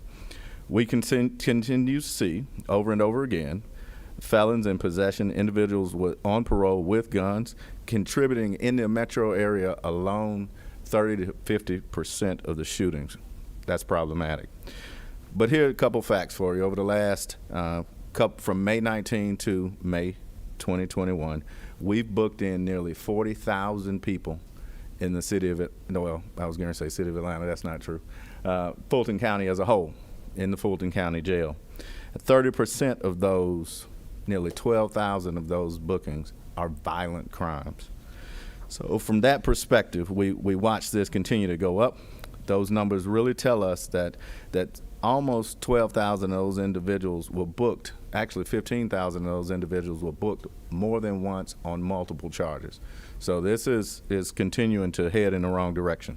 But while these numbers are disturbing, and one thing that is certainly unacceptable, part of our problem are crimes that go unreported, crimes reported but no arrest, and certainly our outstanding warrants. Now, when I think of warrants, first person I think about is Major Bradford. Many of you may know Major Bradford. She's over our law enforcement division. Our chief of staff is in the back, Amanda Pritchard. And we would, in fact, actually have more individuals here if we were not serving a keep the peace order, to which we get over 150 a week. Orders that say whether it be family violence to try and prevent those scenarios. We are currently dealing with a barricaded subject in Sandy Springs. See, the unique part about being sheriff, and many of you may or may not know this, Fulton County has 15 cities in it, and we have been very intentional about building those partnerships. So what you have heard today, whether it be Colonel Wright, whether it be Chief Bryant, whether it be Vic Reynolds, I think Director had to leave, whether it be Chief Robeson, whatever that looks like, we have been very thoughtful and intentional about how we plan not just attacking crime, but how we work together. It's a small pool of individuals. We've talked about this repeatedly, about who wants to and why we want to get into law enforcement or don't want to get into law enforcement. I have another answer for you, Senator, shortly. But it is important for me to note, and I said this repeatedly, as of midnight last night, we have 1,683 warrants that still need to be executed. That means that there are 1,683 persons accused of a crime, most of them violent, but equally as important to me as sheriff, that also means that there's the potential to have 1,683 victims. And so we never have to lose sight of that as we continue to move through this piece. One of the things that I found most interesting coming into this role, as you may know, we've had this conversation. I was elected, and over the last 9 months, one of the things that I found most interesting is how, from a technological standpoint, not from a communication standpoint, Solicitor Gamage is absolutely correct. He's being modest. I'll tell you why in a few minutes. But we talk on a routine basis. But from a technological standpoint, we do a poor job of cross-communicating.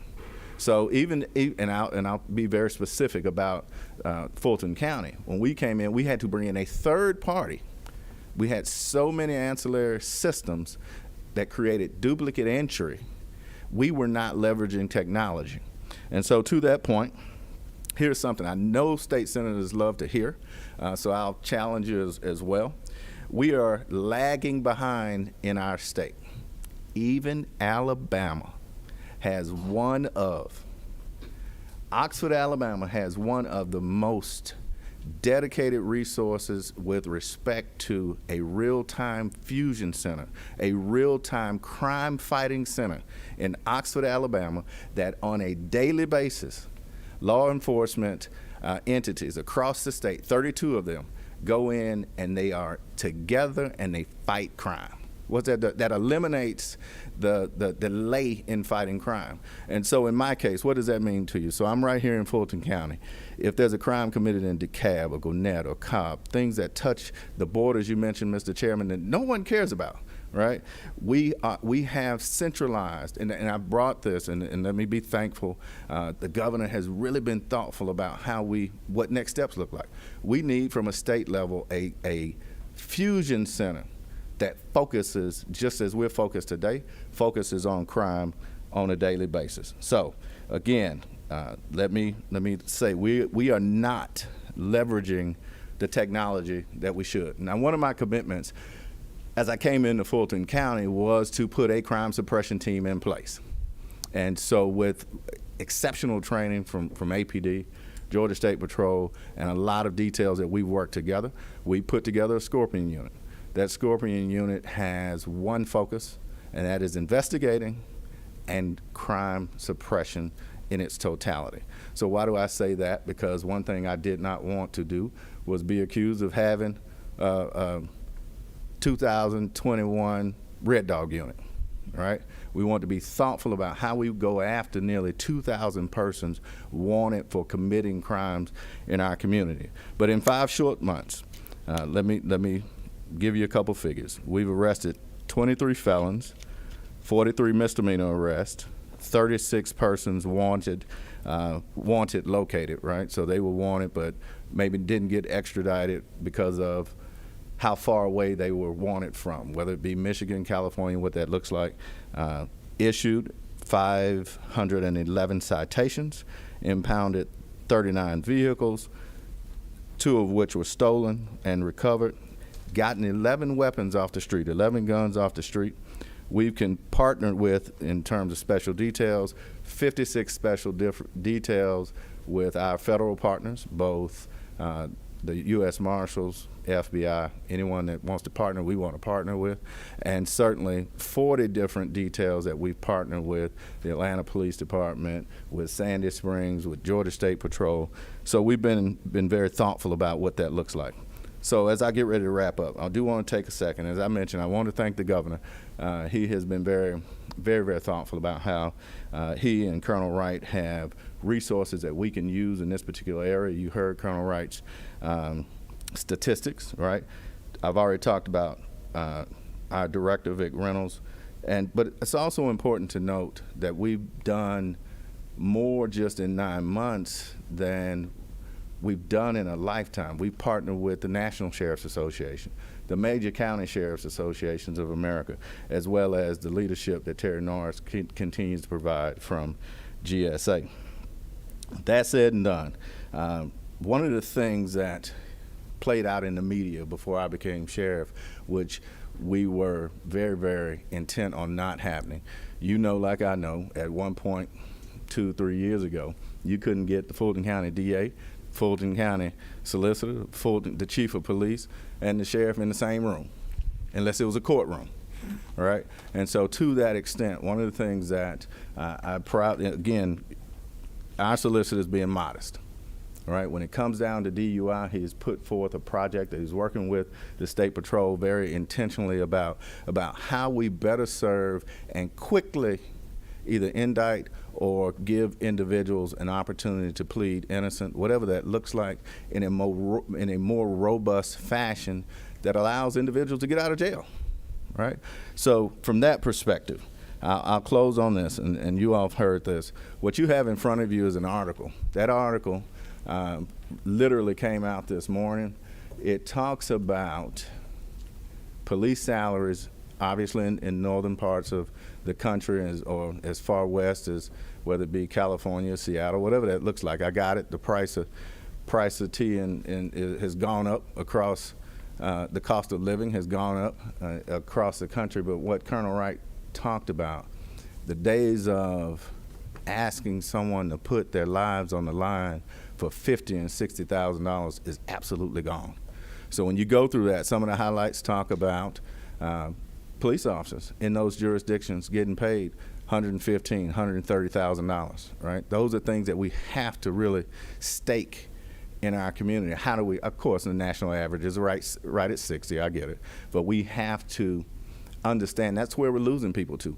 I lose upwards of 5 to 10 individuals a week, whether they retire, whether they go to the Atlanta School Police Department, simply because they're allowed to join the pension of the teachers, right? And so, and these are seasoned veterans from that perspective. You heard a couple of the OCGA codes that some people came before me. I do really support the thought process of really amending, if you will, 16-11-137, proof of weapons, in terms of carry license. One of the things that we have, and we've noticed, whether it be a protest or whether it be a small demonstration, from a enforcement perspective, we are not even allowed. We can see the weapon, right? We're not even allowed to detain someone long enough to see if you comply with the state law, right? If you even have a license to carry. So that I would certainly support from that perspective. So that said and done, I will, as my mother would say, I try and practice the 5 B's. Be brief, brother, be brief. So that said, I'll take any questions that may come up. Well, thank you, Sheriff, for your comments. One question I wanted to ask, it relates to the jail. I know that you have been working actively to try and potentially even, buy the Atlanta City Jail and the capacity issues and challenges you have. Could you provide a brief update to where you are in that and how you're handling that situation? So, let me see how I frame this. I don't get paid for people to like me, right? Here's the bottom line. The city jail sits 3 or 4 blocks away from the main courthouse, has 1,300 beds. I certainly applaud the mayor for wanting to create a center of equity. But if you hadn't done that in 3 years and 8 months, and you're sitting there with 1,300 beds, and I have 350 people sleeping on the floor, there has to be a better way. And so I said this prior to me even retiring from the city. And you can tell I'm a little passionate about it. We have pivoted, and again, Solicitor Gamage brought up a really good point. Our county commissioners have been supportive through different opportunities to be supportive. And so we are going to house those individuals that deserve to be treated at least like they're human. 90% of the individuals we have, of the 3,000 people we have, are still accused, all right? So we have to be very thoughtful about how we treat people. And so we have entered into an agreement. We're back and forth, all the legal people are back and forth with Cobb County, and we should be moving those individuals to Cobb County for at least 6 months. The way I look at it, it's an election in 41 days, and we'll have a new mayor. And so we will then have that conversation. I certainly applaud the thought, and everyone that has continued to understand we want to wrest our way out of where we are between mental health, between individuals that are completely, I don't want to say disadvantaged, but move into a space that, being poor and being homeless is not a crime, right? But what I remind people of is we don't have misdemeanors that we got 3,000 people that have been accused of committing bad crimes. And one of the most shocking things I learned when I first got there, we had a gentleman in jail. He's been in jail since 2015, right? Because he doesn't have the mental capacity to understand. Now, on the flip side of that, I will tell you he did kill a police officer, right? So you have to figure out where that balance is. And mental health, while it shouldn't be a crime, we have to focus on, and I think Terry or maybe Chief Robertson said it best, we are committed to upholding the law. And someone mentioned earlier, right? We don't just show up at someone's house. We don't show up at someone's house, and in our community, they don't serve or call 911 because somebody's singing too loud in the choir. They call because somebody wants some help. And that's our goal. And somebody mentioned their mission statement. One of the things that we refocused our energies on at Fulton County, and I hope you feel it, both from my level, but certainly any interaction with any of our members, is we've changed our mission statement to one word, and that's service, period. If we're able to service you in your capacity, we want to be able to do that. And so we want to be better partners. I'll be quiet and see if there are any questions, but I certainly appreciate the opportunity. Thank you again. Thanks, Sheriff. You have a couple quick questions. I want to thank you for the work on the jail. I spoke to Commissioner Tim Ward for the Department of Corrections, and I'll set up a separate time that we can chat. He'll be addressing this committee in a future meeting. But they also have potential facilities available if you need additional overflow from the state level. And I think that's something that Fulton may have utilized a long time ago. Yes, sir. But we want to make sure that we're doing all we can to help you out. I've got a first question from Senator Jackson. Thank you, Mr. Chairman. Thank you, Sheriff. Just a quick question. Based on your testimony here, it sounds like something between 50 to 70% of those people who are currently in Fulton County Jail are there for nonviolent crimes. I mean, the numbers you gave us was that 30 to 50% of people there are there for violent crimes. So the inverse would be that 70 to 50, right, would be 50 to 70% are there for nonviolent crimes. So why are we holding those people in our Fulton County Jail if they are there for nonviolent crimes? Whether that's 30% or 50%, whatever the percentage is, why are those nonviolent people who are alleged, right, accused of nonviolent crimes, why are they still being held in the Fulton County Jail? And that's a great question, all right? So a couple things that we have to consider. When I talk about violent crimes, I'm talking about murder, aggravated assault, rape, robbery, those kinds of things. So the number, that 30% number is extremely high, right, especially for the metro area. The other thing we have to keep in mind is the court system has been all but shut down, right? And so while our judges are doing a magnificent job of dealing and working through COVID, we have a significant slowdown in the process. The process itself is broken, right? But also, here's an opportunity for us to really pontificate on. You do know the 159 sheriffs in the state of Fulton County, none of us adjudicate cases, all right? So our job is to hold those that have been accused and follow those orders that are set forth by the judges. And so while we have worked magnificently with our judges, and in particular our Chief Judge Brasher and Kurt on the state level, we've worked to make sure that those that can be released are released. But again, giving a lot of praise to Madam DA, Fannie Willis, those that need to be held accountable, she is doing absolutely everything they can to help us make sure we are safe where we work, live, and play.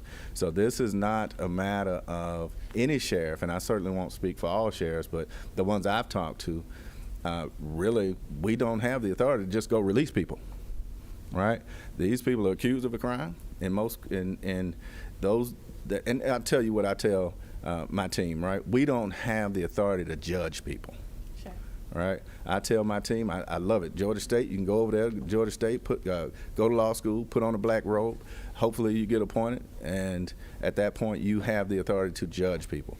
Our goal is care and custody, and where we've been doing a poor job, we are doing a better job. So specifically the numbers, most of those are court related.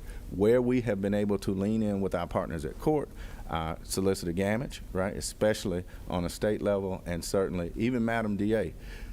One of the things that I came in, and I'll answer this in brief, one of the things that I found encouraging yet astounding is that when I came in, there are a number of people that are still in jail that had they been through the court system, they wouldn't have been sentenced that long in the first place, right? So this is where the wheels of justice just happen to turn slowly, but it is not the duty of the sheriff to adjudicate those cases, respectfully. Yes. Can you just do a little education for me here? The chief of police from Alpharetta talked about releasing people on copies of charges, and so who has the authority to do that? Is that only the city arresting? Who has the authority to issue copies of charges and lets people go home versus people having to come and live in your nice facility, what we hope is a nice facility? So let me sidestep that from a legal perspective, all right? And that is the Georgia Code annotates what a person can and cannot be arrested for. The powers of the police, the deputies, et cetera, from that perspective, and I certainly don't. I agonize with Chief up in Alpharetta and the travel times and the things that come along with that. But that is the officer's discretion. At a certain point, though, when you start talking about the 7 deadly sins, even the chief doesn't have discretion, right? And so when you talk about DUI, one of the things that Chief and I have talked about extensively is, one, how do we open the Alpharetta facility, by which the county doesn't own, right? We lease. And so there are some things that extensively and Chief, good news, right? We have contracted with a third party to go up and do a punch down list. The jail has been shuttered for upwards of a year, if not a little longer. So we are doing a punch down list to see what that looks like. But again, from a law enforcement perspective, in safety and security, it becomes a staffing issue for us as well.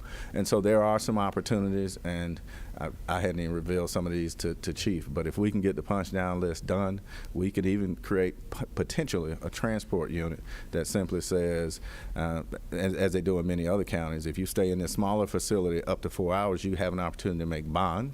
If you don't, then we will transport and take that responsibility off of the police department individually. Thank you. I think we're going to do one more very brief question because we want to get to our remaining folks here. Senator Robertson. Sheriff, I appreciate your service, and I understand how brutal your job is. I worked for a large sheriff's office, and he had to deal with me. But as far as the technology issue, do y'all have a record management system that is married up to any of the other law enforcement agencies in which you're responsible for housing inmates? So the short answer and direct answer is yes.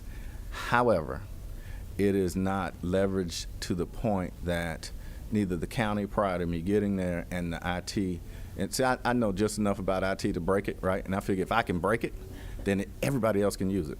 So from a larger database standpoint, whether it be the sex offender database, whether it be the information we send over to the GBI, the environment I'm trying to create right now is a single point of entry. And so and this is, as my wife would say, you can't do everything in year one, right? So in 2022, our goal from a technological standpoint is to, if GSP brings someone into our facility, whatever information they have in their computers, it should be transferred to our computers. So we're working on the integration piece. As you know, that some of the vendors don't play well in the sandbox. And so we are focusing on a larger picture, which may include, right, some incentives for vendors to integrate more readily. And again, that Fusion Center would right. be a great start. And that being said, and bringing up vendors, and I don't want to throw anybody under the bus, but are y'all currently using a system, maybe a Motorola system or something like that? So we are using cases? Odyssey. Okay. The disadvantage, well, in complete transparency, right. Odyssey is a Tyler product. I came in with the mindset that we're going to get rid of it, right? I had an opportunity to sit down with some of the engineers, and only to find out, right? We as a sheriff's office, 40% of the problem was us. And so we have to do a better job of training, making sure that we move away from pen and paper to this date. Right, as of October 1st, this won't be the situation. But to this date, we're still using log books to monitor movement. And we should and do, now we have contracted the intelligence, the artificial intelligence, to make sure that we can do this in a space that complies with all of our courts. A couple of quick things. Actually, real quick. Okay. Yeah. Thank you. And just point of clarification, I think $70 million would go a long way in fixing this problem. And while I agree, and I've been in the room with all the egos before, and I've tried not to be one of them, but when everybody's in a kumbaya moment that we're in right now, where everybody's loving everybody, and nobody can say enough good about the Solicitor General's office, because district attorneys seem to get a whole lot of sunshine, but nobody appreciates the battle that Solicitor Generals do on those volumes of cases coming through. So I appreciate you doing that. But I do want to point out something about those individuals incarcerated in most county jails throughout this state, they fall into the accused, they fall into the category of those sentenced to state cases waiting to be transported, they fall into those who have been sentenced to serve their time within that county, which many times that is the county jail, and then there's those outliers, whether it's a VOP or something like that, where we're sitting there waiting for the disposition of the court, and right now the courts, like everybody else, have been so negatively impacted by this pandemic that before we can get everything up and spinning, we're doing it. So for you to be elected in this year and to come in here and fight these monsters, I do appreciate that, and thank you for your service. No, thank you, Senator. And as my mom would say, never miss a moment, right? $70 million is a lot of money, but 140 would be better. Mr. Chairman, if I could take just a second to thank Senator Say. We talk about second chances. I know you may not remember this. In a Clayton County high school 40 years ago, I was really not doing the right thing, right? And I was at a stadium clowning, and you said, "Who is that young man?" We subsequently had a what I call a second chance conversation, and because of that second chance conversation, I stand here as the sheriff, and so I really want to tell you thank you. Oh, very nice. Thank you so much. Thank you. How can you not? Just real quickly, that conversation I had with some parents whose young men are being recruited, and the father of one of the parents was a Vietnam vet, and his statement just kind of rang with me because I came out during that era where he said they were actually just drafting. If you were graduating from high school, you pretty much was drafted and thrown in the military, period. Why can't we come up with something where my son and others are being recruited from gangbangers when they can be doing so much else? So that just kind of stuck with me, and I wanted to bring it up because we just got to think out the box. We can talk about how many we got running around and how many we have in the lockup and all that, but what are we doing to try to gear them in another direction? The gang people are telling them they're being loved and they're going to give them some money and all this stuff. We got to counteract that if we're going to save our children. That's all I want to say, Mr. Chairman. Thank you, Senator. Appreciate it. Thank you. Sheriff, thank you so much for your time. Next up, we're going to have Sheriff Ron Freeman come up, Forsyth County, the fastest growing county in the state, one of the fastest growing in the entire nation. We appreciate all your hard work and love to hear some comments from you. And we're going to try and use the 5 Bs, as Sheriff Abbott said, for brevity. After that, we'll have the bondsman. 6 through 12. Perfect. That'd be great. Yes. Yeah. Highlighted bullets.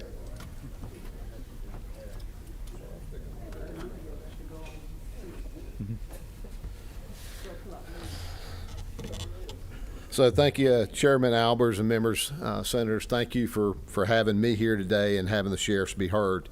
You know, there are big societal issues to be addressed. There's no question about that. Senator Say, you make very good points. But when you're bleeding, the first thing you got to do is stop the bleeding. And right now, violent crime, we all say, and we all agree, is a significant issue. And so before you can address the other things, you've got to stop the bleeding. And Colonel Wright and some of the others, and certainly Sheriff Labatt, I can tell you in my career, it's the first time I've had a relationship with the Fulton County Sheriff's Office. And I'm highly encouraged by Sheriff Labatt and the relationship that we have, and I look forward to that working together because we are neighbors. You know, there's a lot being spoke of, but there's still an 800-pound gorilla that was just mentioned a few times. You know, dangerous crime, violent crime happens. It accounts for nearly 50% of the significant crime in Forsyth County. The offenders coming from the broader central metro area account for 50% of my crime in Forsyth County.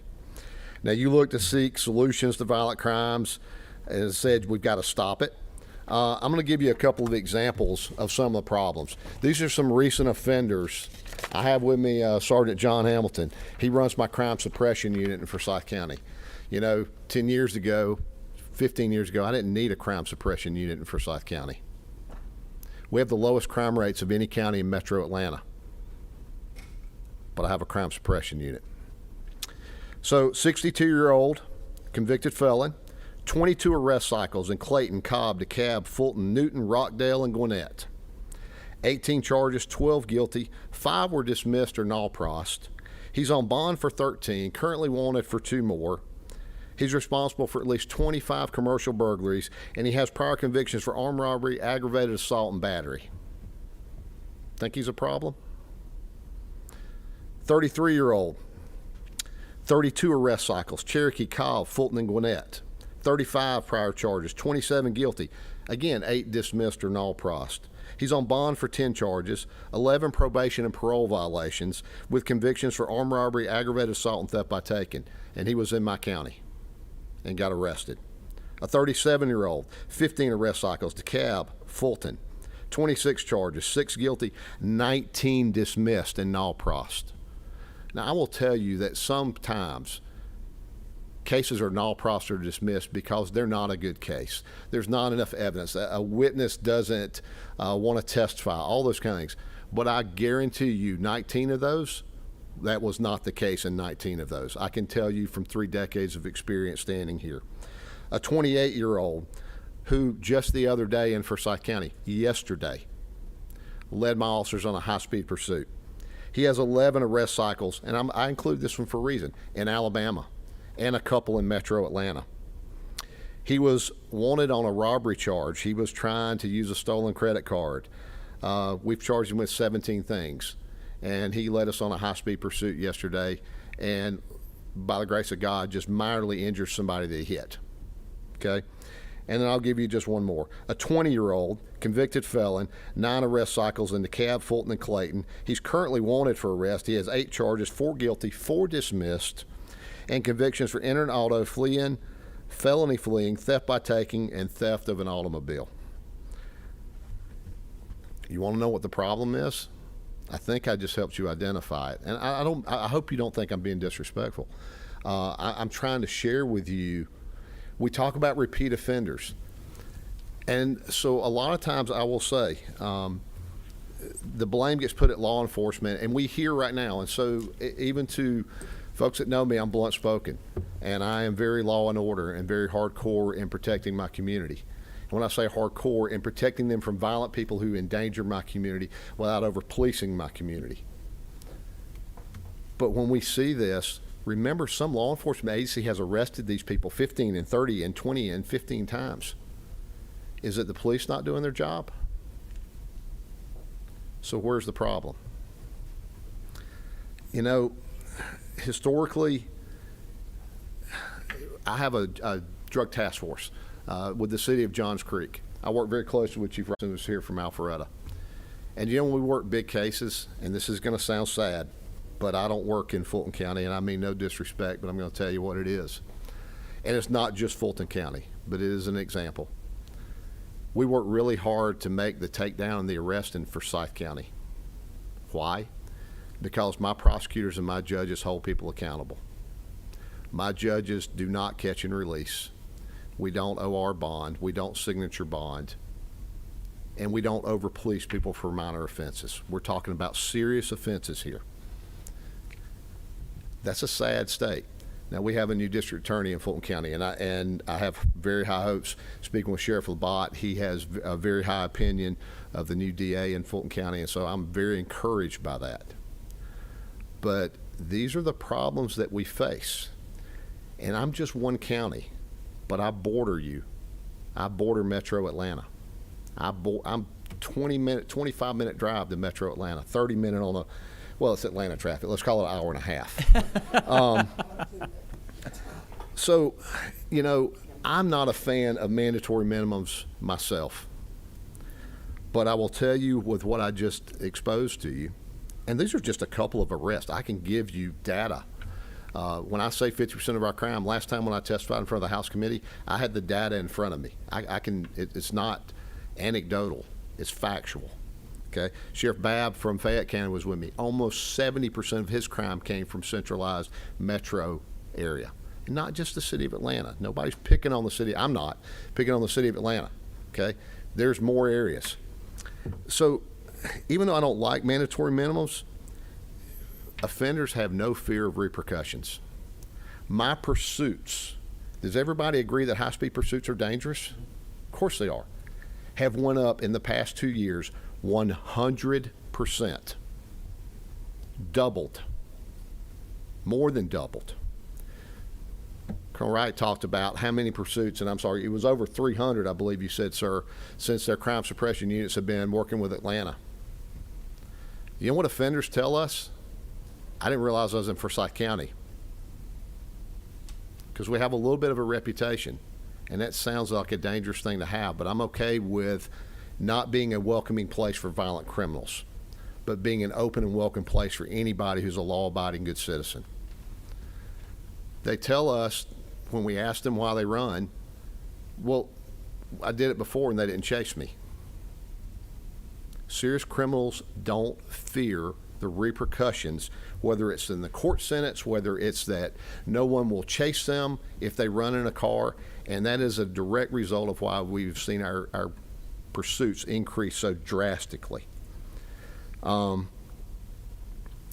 If we don't hold them accountable, if we don't have our judiciary hold people accountable, if our prosecutors don't hold violent offenders accountable.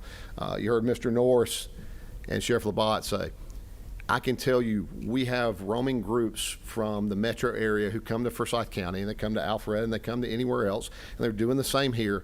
By the way, I was a deputy police chief in one of the startup cities in DeKalb County, so I have metro policing experience, okay, not just Forsyth County. Guess what?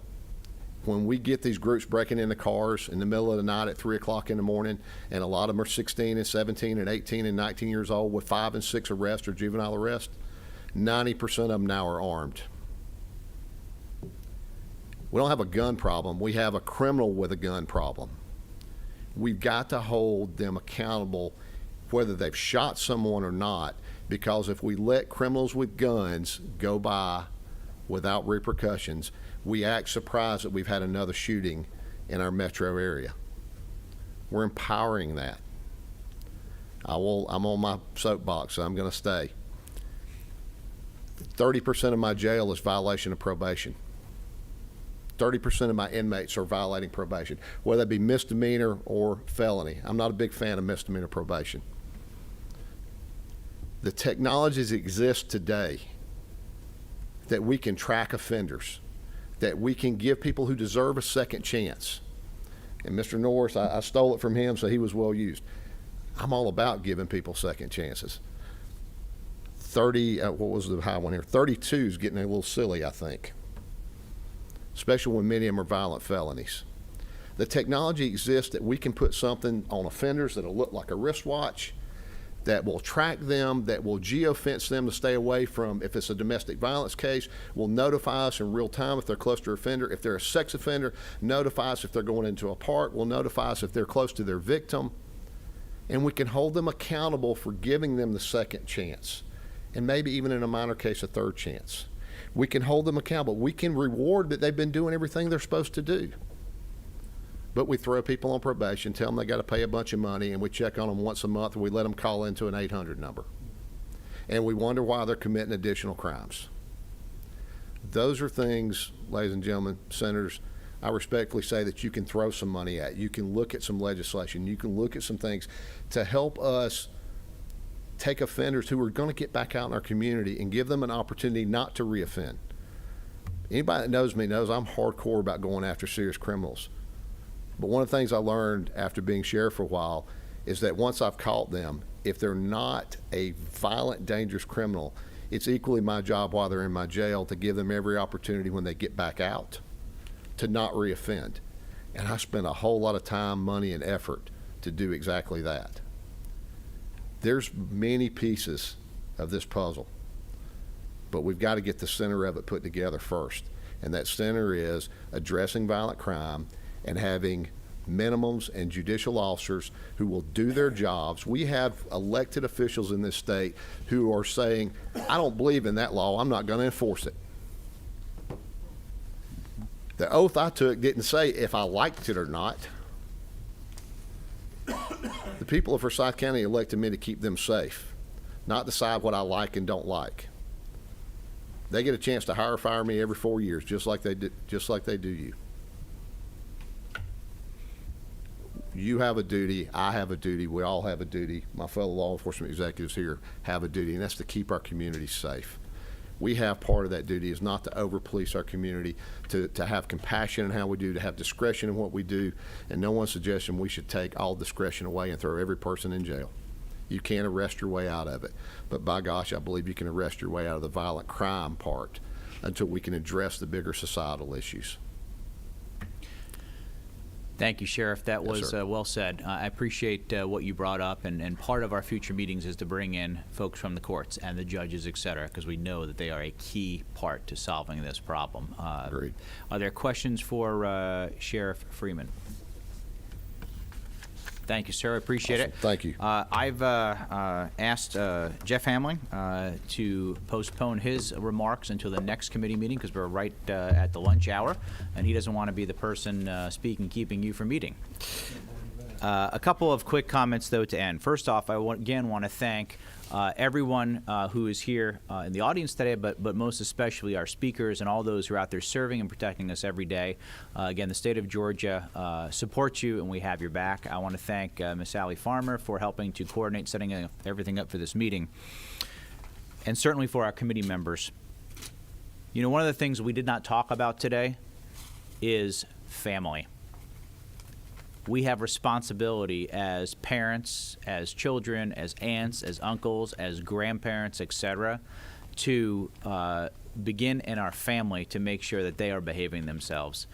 I've said this in the past, but I'll remind you, as a father of two boys who are now grown up, I told them many times throughout their life, and even now that they're 19 and 25, that I am their father, not their friend.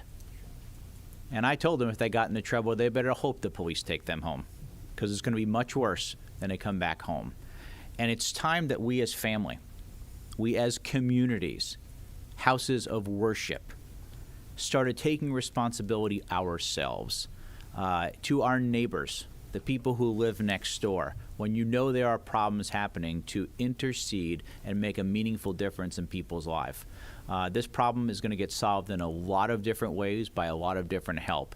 But pawning things off to a phone number, an email address, a television set, or God forbid, the disdain of social media is not going to solve the problem. So again, I want to thank everyone for coming.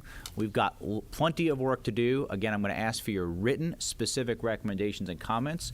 Through those meetings, I will be working with my fellow committee members for us to put those recommendations together of what we can do. And make no mistake, our job is to serve you, not vice versa. Thank you. This meeting is hereby adjourned.